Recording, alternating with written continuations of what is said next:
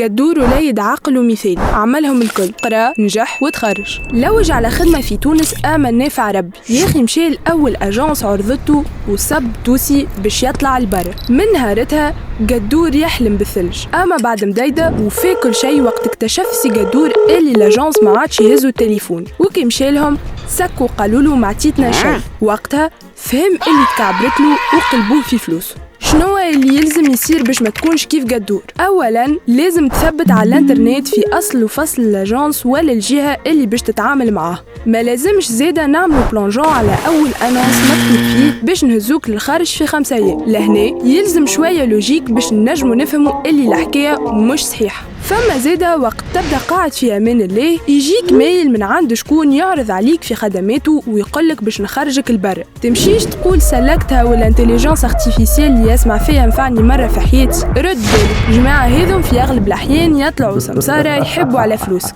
ولذا شباب يلزم شويه تثبيت باش ما يعديوهاش علينا. تحبوا تشوفوا حاجه مسوقره وجوها باهي؟ تنجم تمشي للTCT اللي هي الوكالة التونسية للتعاون الفني، ولا NIT انترناسيونال اللي هي الوكالة الوطنية للتشغيل والعمل المستقل. هذم بلايص تنجم تستفسر فيهم وانتي متمان وكل شيء قانوني وجو باهي.